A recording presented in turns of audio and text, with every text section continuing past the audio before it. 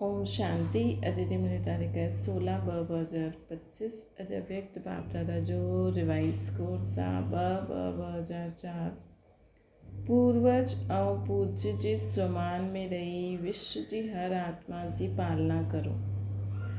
दुआयूं ॾियो, दुआयूं वठो। पूर्वज ऐं पूज्य जे स्वमान में रही करे विश्व जी हर आत्मा जी पालना करो। दुआयूं ॾियो, दुआयूं वठंदा हलो। अॼु चारो ओर जे सर्वश्रेष्ठ ॿारनि खे ॾिसनि पिया बाप दादा। हर हिकु ॿार पूर्वज ऐं पूज्य बि आहे। हिन करे हिन कल्प वृक्ष ते तव्हां सभी जड़ आहियो, तना बि आहियो। तना जो कनेक्शन सॼे वृक्ष जे टालनि सां, पतनि सां स्वतः ई थी वेंदो। त सभी पंहिंजे खे हीअं श्रेष्ठ आत्मा सॼे वृक्ष जे पूर्वज सम्झंदा आहियो, है न। तना जो कनेक्शन सॼे वृक्ष जे टालनि सां, पतनि सां स्वतः ई हूंदो आहे। त पंहिंजे खे अहिड़ी श्रेष्ठ आत्मा वृक्ष जे पूर्वज सम्झंदा आहियो। जीअं ब्रह्मा खे ग्रेट ग्रेट ग्रैंड फादर चइबो आहे न, उन्हनि जे साथी तव्हां बि मास्टर ग्रेट ग्रैंड फादर आहियो। पूर्वज आत्माउनि जो केतिरो सुमान रहंदो आहे, हुन नशे में रहंदा आहियो। सॼे वृक्ष विश्व जी आत्माउनि सां, चाहे कहिड़े बि धर्म जी आत्माऊं आहिनि, लेकिन सर्व आत्माउनि जा तव्हां तने जे रूप में आधार मूर्त पूर्वज आहियो। हिन करे पूर्वज हुजण जे कारण पूज्य बि आहियो। पूर्वज द्वारा हर आत्मा खे सकात स्वतः ही मिलंदी रहंदी आहे। झाड़ खे ॾिसो, तना द्वारा, जड़ द्वारा, लास्ट पत्ते खे बि सकाश मिलंदी रहंदी आहे।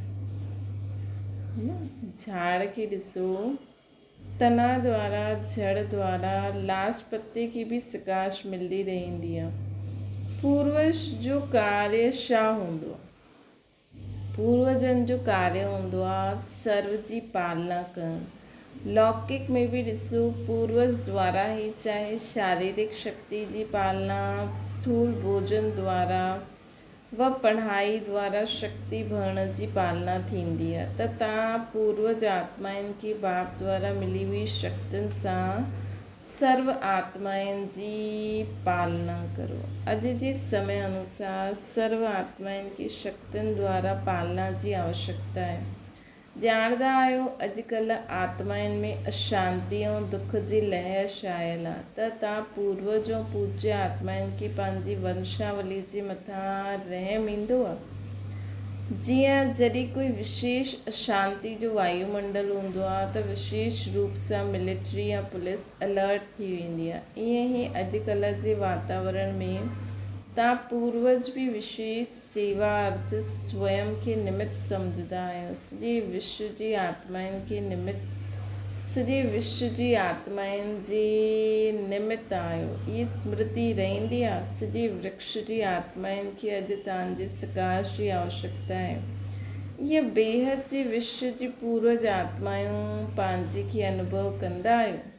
विश्व जी सेवा यादि ईंदी आहे, उहो पंहिंजे सेंटर्स जी सेवा यादि ईंदी आहे।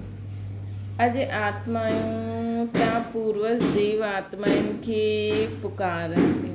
हर हिकु पंहिंजे पंहिंजे भिन्न भिन्न देवियुनि व देवताउनि खे पुकारनि था, अचो, क्षमा करो, कृपा करो। त भक्तनि जो आवाज़ ॿुधण में ईंदो आहे या ॿुधण या न। कोई बि धर्म जी आत्मा आहे, जॾहिं हुन सां मिलंदा आहियो त पंहिंजे खे सर्व आत्माउनि जे पूर्वज सम्झी करे मिलंदा आहियो। ईअं अनुभव थींदो आहे कि इहे बि असां पूर्वज जी ई टालियूं आहिनि। इन्हनि खे बि सकाश ॾियण वारा तव्हां पूर्वज आहियो। पंहिंजी कल्प वृक्ष जो चित्र साम्हूं लाहियो, पंहिंजे खे ॾिसो, पंहिंजो स्थान किथे आहे। जड़ में भी तव्हां आहियो, तना में भी तव्हां आहियो, साथ में परमधाम में भी ॾिसो तव्हां पूर्वज आत्माउनि जो स्थान बाप सां गॾु समीप आहे। ॼाणंदा आहियो न, हिन नशे सां कोई बि आत्मा सां मिलंदे हुए हर धर्म जी आत्मा ताकि इहा हर धर्म जी आत्मा तव्हांजो इहा आहे। कोई भी आत्मा सां मिलंदा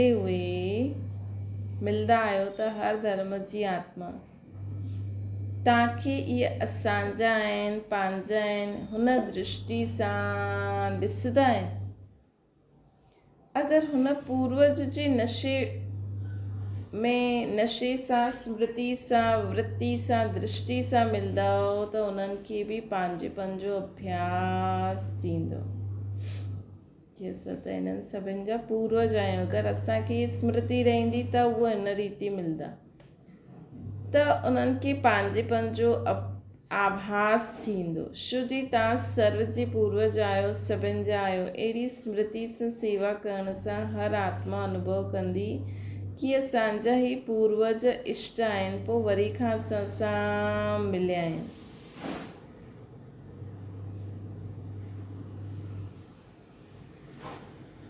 वरी खां पूज्य बि ॾिसो केतिरी वॾी, पोइ पूज्य बि ॾिसो केॾी वॾी पूजा आहे। कोई बि धर्म आत्मा महात्मा जी अहिड़ी तव्हां देवी देवताउनि जे समान विधि पूर्वक पूजा न थींदी आहे। पूज्य ठहींदा आहियो लेकिन तव्हां जहिड़ी विधि पूर्वक पूजा न थींदी आहे। गायन बि आहे न, ॾिसो केतिरो विधि पूर्वक कीर्तन कंदा आहिनि, आरती कंदा आहिनि। ईअं ई पूज्य तव्हां पूर्वज ई ठहींदा आहियो। त पंहिंजे खे ईअं सम्झंदा आहियो अहिड़ो नशो आहे या आहे नशो। जो सम्झंदा आहिनि असां पूर्वज आत्मायूं आहियूं, इहे नशो रहंदो आहे, इहे स्मृति रहंदी आहे, उहा हथ उठायो, है न।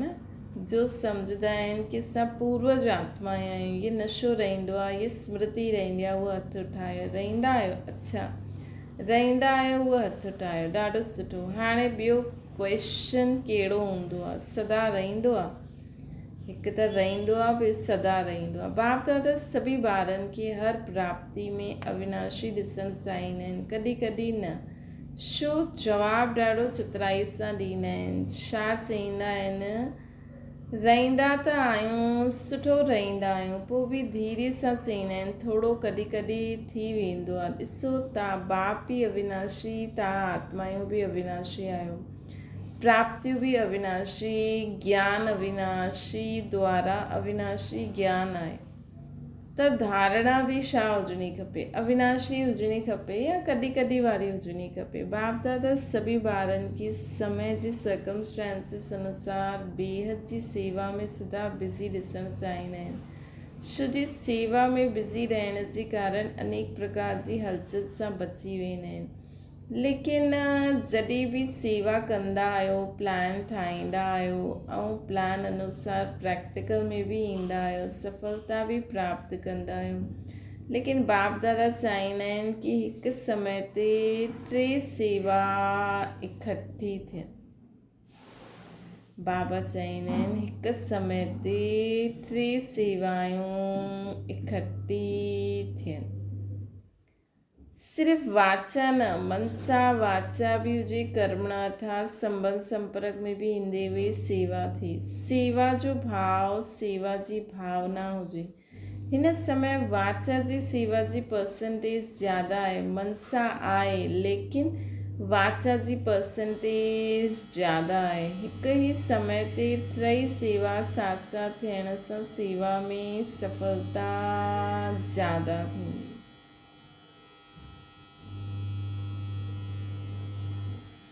बाप दादा समाचार ॿुधाईं कि हिन ग्रुप में बि भिन्न भिन्न वर्ग वारा आहिनि ऐं सेवा जा प्लान सुठा ठाहिनि था, सुठो करो था। लेकिन 3 सेवा इकट्ठियूं हुजण सां सेवा जी स्पीड ऐं वृद्धि खे प्राप्त थींदी आहे।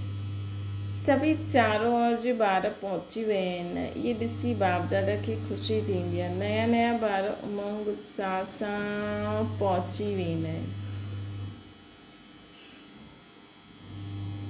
हाणे बाप दादा सभी ॿारनि खे सदा निर्विघ्न स्वरूप में ॾिसणु चाहींदा आहिनि। छो? जॾहिं तव्हां निमित ठहियल उहे सदा निर्विघ्न स्थिति में स्थित रहो, तॾहिं विश्व जी आत्माउनि खे सर्व समस्याउनि सां निर्विघ्न ठाहे सघंदव। इन जे लाइ विशेष 2 ॻाल्हियुनि खे अंडरलाइन करो निर्विघ्न रहण लाइ। कॾहिं बि चईंदा भी आहियो लेकिन अंडरलाइन करो। हिकु त हर आत्मा खे पंहिंजी आत्मिक दृष्टि सां ॾिसो, है न। हिकु त हर आत्मा खे पंहिंजी आत्मिक दृष्टि सां ॾिसो। आत्मा जे ओरिजिनल संस्कार जे स्वरूप में ॾिसो। आत्मा जे ओरिजिनल संस्कार जे स्वरूप में ॾिसणो आहे असांखे। आत्मिक दृष्टि सां बि ॾिसणो आहे ऐं आत्मा जो ओरिजिनल संस्कार सभी शुद्ध आत्मायूं आहिनि। चाहे कहिड़ी बि संस्कार वारी आत्मा हुजे, लेकिन तव्हांजी हर आत्मा जे प्रति शुभ भावना, शुभकामना, परिवर्तन जी श्रेष्ठ भावना हुन जे संस्कारनि खे थोरो समय जे लाइ परिवर्तन करे सघंदी। असांखे हिकु त आत्मिक दृष्टि सां ॾिसणो आहे, ॿियो इहा आत्मा बि शुद्ध आत्मा आहे, ॾाढी सुठी आत्मा आहे। हुन रीति सां असांखे ॾिसणो। असांजी शुभ भावना, शुभकामना, परिवर्तन जी श्रेष्ठ भावना हुननि जे संस्कारनि खे थोरे समय जे लाइ परिवर्तन करे सघंदी। आत्मिक भाव इमर्श करो। जीअं शुरू में ॾिठो त संगठन में रहंदी हुई आत्मिक दृष्टि, आत्मिक वृत्ति, आत्मा सां मिले थी, ॻाल्हाए थी। हिन दृष्टि सां फाउंडेशन केतिरो पक्को थी वियो हुयो त असांखे सिर्फ़ु 2 ई कम त करणा आहिनि न। आत्मिक स्वरूप में ॾिसणो आहे, हुनजा ओरिजिनल संस्कारनि जे रूप में ॾिसणो आहे कि इहा बि सुठी आत्मा आहे, बसि, है न। शांति, प्रेम, आनंद, ज्ञान, पवित्र, इहे विस्तार में थी वियो। इहे बि शुद्ध आत्मा, इहे बि सुठी आत्मा। पोइ उहो नज़र ई न ईंदो कि इहे चोर आहे, इहे कूड़ी आहे, इहे जिद्दी आहे, इहे रोईंदी आहे, इहे ईअं आहे, उहो आहे, जो बि आहे सभु ख़तमु थी वेंदो न। असांखे त बसि बाबा 2 कम ॾिना अथई न, बसि। हाणे बाबा चवनि था, हाणे सेवा जे विस्तार में, सेवा जे विस्तार जे संबंध में आत्मिक भाव सां हलणु, ॻाल्हाइणु, संपर्क में अचणु मर्ज थी वञे। हाणे सेवा जे विस्तार में, सेवा जे विस्तार जे संबंध में आत्मिक भाव सां हलणु, चलणु, संपर्क में अचणु मर्ज थी वियो आहे। ख़त्म न थियो आहे लेकिन मर्ज थी वियो आहे। आत्मिक सुमान आत्मा खे सहज सफलता दिलाईंदो आहे। छो जी तव्हां सभी केरु अची करे इकट्ठा थिया आहियो। उहो ई कल्प पहिरों वारा देव आत्मा, ब्रह्मण आत्मा इकट्ठा थिया आहियो। ब्रह्मण आत्मा जे रूप में बि सभी श्रेष्ठ आत्मायूं आहियो। देव आत्माउनि जे हिसाब सां बि श्रेष्ठ आत्मायूं आहियो। हुन स्वरूप सां संबंध संपर्क में अचो। हर समय चेक करो मुझ देव आत्मा, ब्रह्मण आत्मा जो श्रेष्ठ कर्तव्य, श्रेष्ठ सेवा शाय मुझ श्रेष्ठ ब्रह्मण आत्मा जो, देव आत्मा जो कर्तव्य शाय, है ना। बाबा जी न असां देव आत्मायूं, ब्रह्मण आत्मायूं आहियूं, सभी श्रेष्ठ आहियूं। देव आत्मा जे रूप में भी श्रेष्ठ आहियूं। त असांजो श्रेष्ठ कर्तव्य छा आहे? दुआयूं ॾियो, दुआयूं वठो। श्रेष्ठ कर्तव्य, श्रेष्ठ सेवा। ॾिसो केॾो सुठो बाबा असांखे तरीक़ो ॿुधाइनि था कि सभी आत्मायूं आहिनि ऐं सभी सुठियूं आहिनि। असांखे ॿियो कंहिंसां कुझु पतो ई न आहे। बसि दुआ हिन सां हुन आत्मा में बि उहो गुण थोरे समय जे लाइ मौज थींदा। त दुआयूं ॾियो, दुआयूं वठो। असांजो कर्तव्य इहो आहे, सेवा इहो आहे। तव्हांजे जड़ चित्र छा सेवा कंदा आहिनि? कहिड़ी बि आत्मा हुजे लेकिन दुआयूं ॾींदा वञो, दुआयूं वठंदा वञो। कोई बि अगरि पुरुषार्थ में महिनत सम्झंदो आहे त सहज पुरुषार्थ आहे। सॼो ॾींहुं दृष्टि, वृत्ति, बोल, भावना सभिनि सां दुआयूं ॾियो, दुआयूं वठो। तव्हांजो टाइटल आहे वरदानी आहे, महादानी। सेवा कंदे हुए, कार्य में संबंध संपर्क में ईंदे हुए तव्हांजो टाइटल आहे वरदानी आहे, महादानी। सेवा कंदे, कार्य में संबंध संपर्क में ईंदे सिर्फ़ इहो ई कार्य करो, दुआयूं ॾियो, दुआयूं वठो, ये मुश्किल आशा कि सहज आहे। जो सम्झंदा आहिनि सहज आहे उहो हथ उठायो।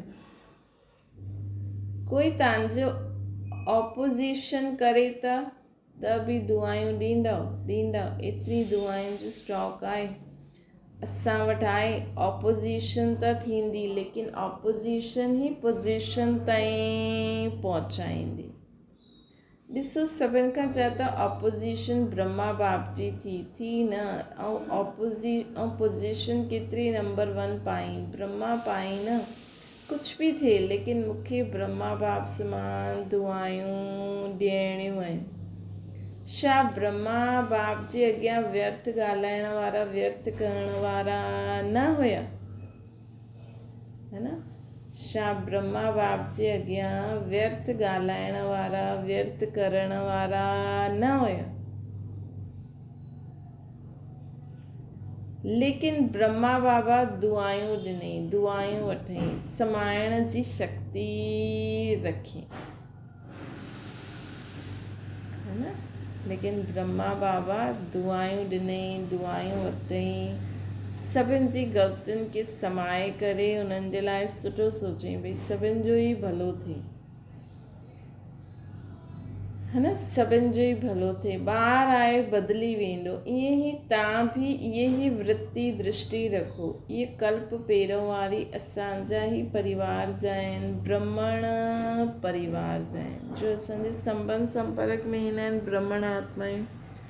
हुननि जे लाइ असां इहे रखूं कि इहे कल्प पहिरों वारी उहो ई आत्मायूं आहिनि, असांजो ई परिवार आहे, असांजो ई ब्रह्मण परिवार आहे। मूंखे इन्हनि खे बि बदिलणो आहे, है न? मूंखे बदिली करे इन्हनि खे बि बदिलणो आहे। इहे बदिले त मां बदिलूं न, मूंखे बदिले करे बदिलणो आहे। इहा मुंहिंजी ज़िम्मेवारी आहे। तॾहिं दुआयूं निकिरंदियूं ऐं दुआयूं मिलंदियूं बि। तॾहिं असांखे ॿिए जे लाइ दुआयूं निकिरंदियूं बि ऐं असांखे दुआयूं मिलंदियूं बि। कॾहिं निकिरंदियूं? जॾहिं अंदरि इहा भावना रहे कि असांजो सभु परिवार आहे, सभु शुद्ध आत्मायूं आहिनि, मूंखे बदिली करे इन्हनि खे बदिलणो। ॾिसो, पूरो विश्व, कोई बि धर्म जी आत्मा, कोई बि हुजे, मूंखे बदिली करे इन्हनि खे बदिलणो।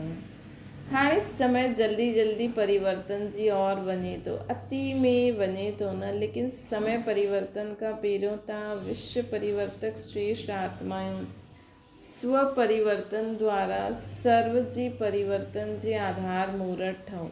तव्हां बि विश्व जे आधार मूर्त, उद्धार मूर्त आहियो।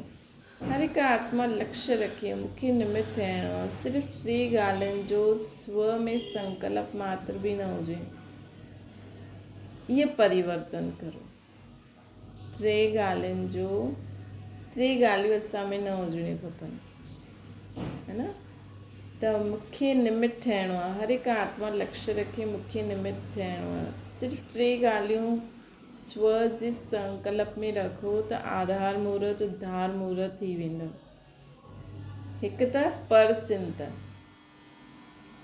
परचिंतन मतिलबु ॿियनि जे बारे में चिंतन करणु, अहिड़ो आहे, इन जे बदिले बाबा चई न, हर हिकु खे पंहिंजे शुद्ध संस्कारनि जे ओरिजिनल संस्कार आहे, इहो ॾाढो सुठो आहे। बसि ॿियो आहे परदर्शन, ॿिए खे ॾिसणु। ॿियो छा थो करे? स्वदर्शन जे बजाए परदर्शन न। टियों आहे परमत, पर संग कुसंग, बाप जे संग जे सिवाइ ॿियो कोई संग करणु। इहो मतिलबु, हा ठीकु आहे, निमित जेका वॾा भाउ भेण आहिनि बाप समान, उन्हनि जो संग ठीकु आहे, लेकिन त बि बाबा त चए थी न, ब्रह्मा खे बि यादि न करो, त श्रेष्ठ संग करो। छो जी संग दोष ॾाढो नुक़सानु कंदो आहे। पहिरियों बि बाप दादा चयो हुई, हिकु पर उपकारी ठहो। इहे 3 पर कटे ॾियो, पर दर्शन, पर चिंतन, परमर्थ अर्थात कुसंग, पर जो फालतू संग। पर उपकारी ठहो तॾहिं ई दुआयूं मिलंदियूं, दुआयूं ॾींदा, है न। पर उपकारी ठहिणो असांखे।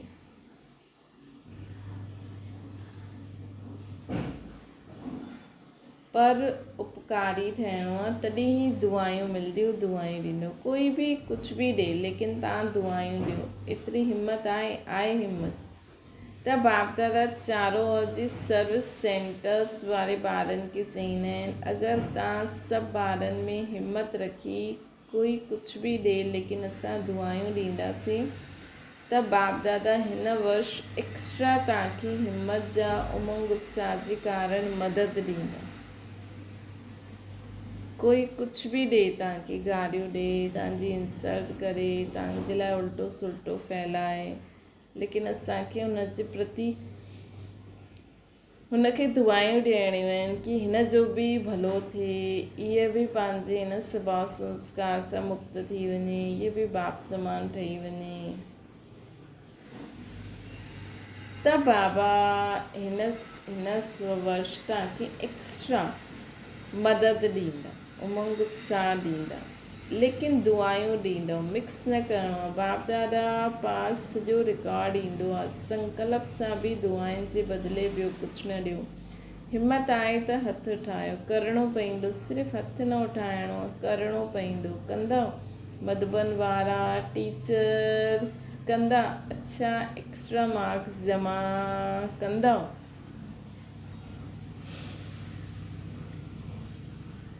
एक्स्ट्रा मार्क्स जमा करणी आहे, मुबारक हुजे। छो? बाप दादा वटि एडवांस पार्टी बार बार ईंदी आहे, उहा चईंदी आहे असां त एडवांस पार्टी जो पार्ट असांखे ॾिनो, उहो वॼायूं था, लेकिन असांजा साथी advance party advance stage show नथा ठाहिनि। हाणे मथे छा उत्तर छा ॾियां मां हुनखे, छा उत्तर ॾियां बाबा? एडवांस स्टेज एडवांस पार्टी जो पार्ट जॾहिं ॿई मिले तॾहिं समाप्ति थींदी, तॾहिं समाप्ति थींदी। त उहो पुछंदा आहिनि त छा जवाबु ॾे, केतिरा साल में ठहींदव? जॾहिं सभु मनाए वरितो न, silver jubilee, golden jubilee, diamond jubilee सभु मनाए वरिती, हाणे एडवांस स्टेज सेरेमनी मनायो, एडवांस स्टेज सेरेमनी मनायो, उनजी डेट फिक्स करो। पांडव ॿुधायो डेट छा हूंदी, छा थींदी हुनजी? पहिरीं लाइन चओ, डेट फिक्स थींदी कि अचानक थींदी? छा थींदो? अचानक थींदो कि थी वेंदो?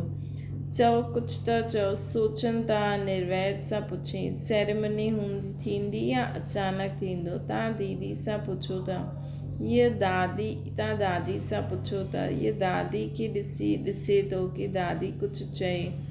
तव्हां ॿुधायो, रमेश खे चईंदा आहिनि, आख़िर त इहो थियणो ई आहे, आख़िर बि कॾहिं? तव्हां डेट ॿुधायो, हुन डेट ताईं करे वठंदव। अच्छा, बाप दादा 1 साल जी एक्स्ट्रा डेट ॾिनी अथई, हिमत सां एक्स्ट्रा मदद मिलंदी आहे न, इहे त करे सघंदा आहियो न, इहे करे ॾेखारियो, पोइ बाबा डेट फिक्स कंदा। बाबा चई न, ॿियनि खे दुआयूं ॾियो त तव्हांखे ॿियो ई हिमत ऐं उमंग उत्साह जी मदद कंदासीं। तव्हांजी डायरेक्शन खपनि त हिन 2000 खे ई अहिड़ो मनाए वठूं। कंहिं चयो बाबा खे? मतिलबु इहे कि हाणे एतिरी तयारी न आहे त एडवांस पार्टी खे अञा 1 वर्ष त रहणो ई पवंदो।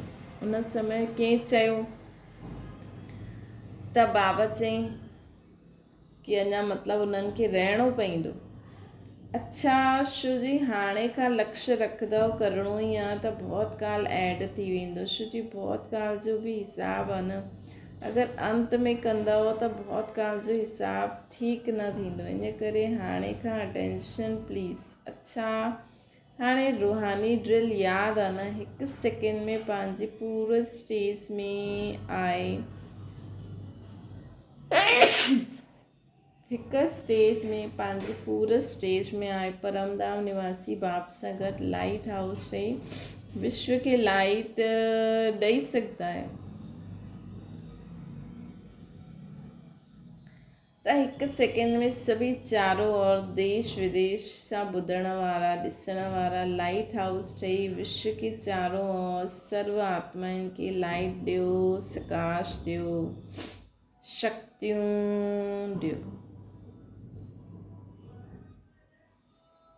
अच्छा, चारों ओर जे विश्व जे पूर्वज पूज्य आत्माउनि खे सदा दाता ठही सर्व आत्माउनि खे दुआयूं ॾियण वारी महादानी आत्माउनि खे सदा दृढ़ता द्वारा स्वपरिवर्तन सां सर्व खे परिवर्तन करण वारी विश्व परिवर्तक आत्माउनि खे सदा लाइट हाउस ठही सर्व आत्माउनि खे लाइट ॾियण वारा समीप आत्माउनि खे बाप दादा जो यादि प्यार गुड मॉर्निंग ऐं नमस्ते।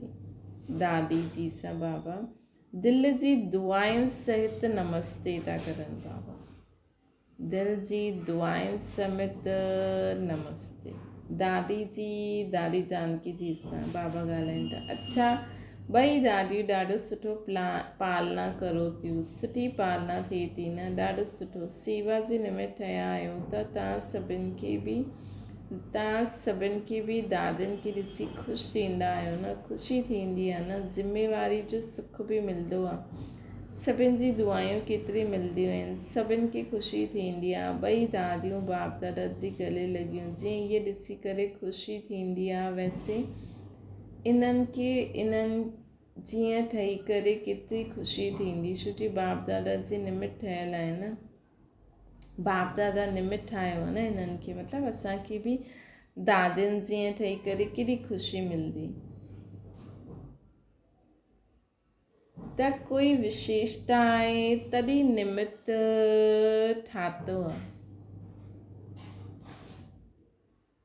ॿियो उहा ई विशेषता तव्हां हर हिक में अची वञे त छा थी वेंदो, है न। शिव बाबा ब्रह्मा बाबा में कुझु विशेषता ॾिठई त उन्हनि खे पंहिंजो रथ ठातई। पोइ बाक़ी सभी मम्मा दादियुनि में जो विशेषता ॾिठई उन अनुसार बाबा निमित ठातई। त उन्हनि सभिनि जी विशेषता असां में अची वञे त असां छा थी वेंदासीं। उहो ई विशेषता तव्हां हर हिक में अची वञे त छा थी वेंदो, पंहिंजो राज्य अची वेंदो। त बाप दादा डेट चईंदा आहिनि न, उहा अची वेंदी। हाणे यादि आहे न, डेट फिक्स करणी आहे, हर हिकु सम्झे मूंखे करणी आहे त सभी निमित ठही वञूं त विश्व जो नव निर्माण थी वेंदो, है न। त सभी निमित ठही वञूं त विश्व जो नव निर्माण थी वेंदो।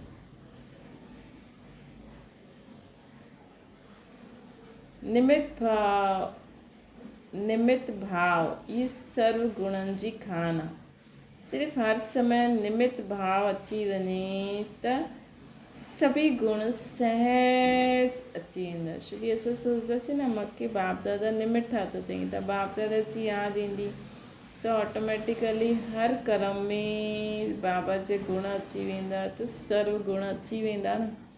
त सदा सम्झो मां निमित आहियां पूरे विश्व खे लाइटमय ॾियण में, पूरे विश्व खे प्रकाश ॾियण में, पूरे विश्व जी आत्माऊं, प्रकृति, जीव जंतु, जानवरनि, ग्रहनि खे पावन ठाहिण, सुतो प्रधान ठाहिण जे मां निमित आहियां। त ऑटोमेटिकली सर्व गुण अची वेंदा, बाबा चवनि था।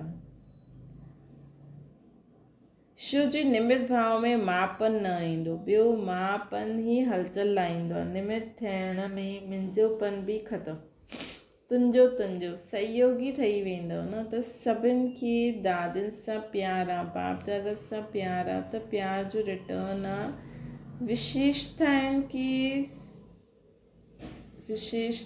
उन्हनि जी विशेषताउनि में समान ठहो। त ईअं लक्ष्य रखो, विशेषताउनि खे विशेषता खे समान ठाहिणो। कहिड़े कंहिंमें बि कोई विशेषता ॾिसो, विशेषता खे वर फॉलो करो। आत्मा खे फॉलो करण में ॿई ॾेखारे में ॾींदा।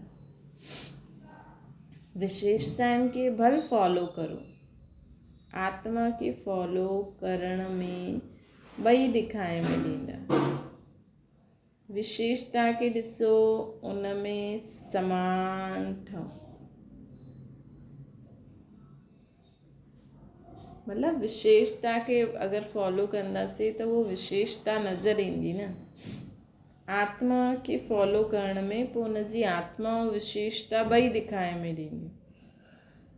त विशेषता खे ॾिसो, उन में समान ठहो। विशेषताउनि खे ॾिसो, उन में समान ठहो। अच्छा, ओम शांति।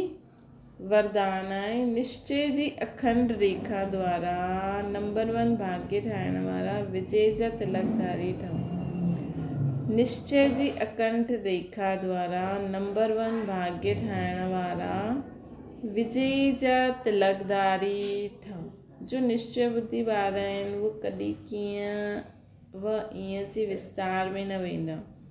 उन्हनि जी निश्चय जी अटूट रेखा अन्य आत्माउनि खे बि स्पष्ट ॾेखारे में ॾींदी। उन्हनि जे निश्चय जी रेखा जी लाइन विच विच में खंडित न थींदी। अहिड़ी रेखा वारनि जे मस्तक में अर्थात स्मृति में सदा विजय जो तिलक नज़र ईंदो। अहिड़ी रेखा वारनि जे मस्तक में अर्थात स्मृति में, है न, अहिड़ी रेखा वारे मस्तक में अर्थात स्मृति में सदा विजय जो तिलक नज़र ईंदो। उहो जन्म ते ई सेवा जी ज़िम्मेवारी जे ताज़दारी हूंदा।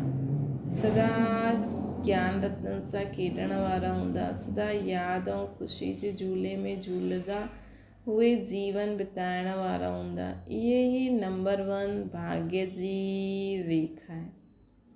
त जेके शुरू खां ई निश्चय थी वियो कि इहे मुंहिंजो बाबा आहे, त ऑटोमेटिकली बाबा त आया ई हिते ईंदे ई सर्विस करणु लॻी आहे न।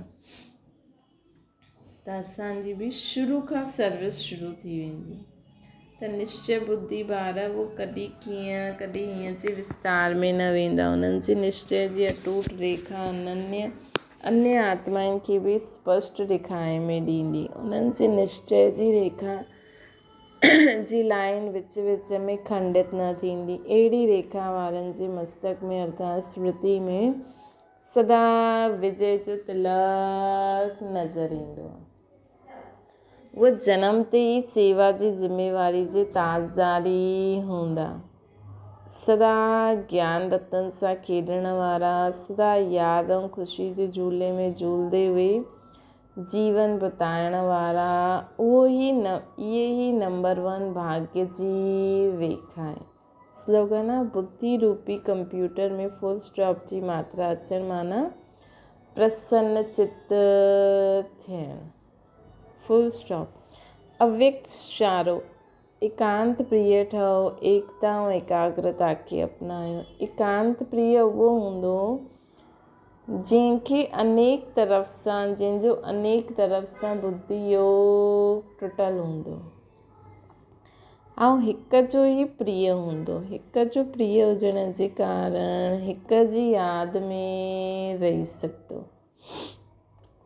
अनेक जी प्रिय हुजण जे कारण हिक जी यादि में रही न सघंदी आहे। अनेक तरफ़ सां बुद्धि योग टुटल हुजे, हिक तरफ़ सां जुटल हुजे, अर्थात हिक जे सवाइ ॿियो कोई न। अहिड़ी स्थिति वारा जो हूंदा उहे एकांत प्रिय थी सघंदा।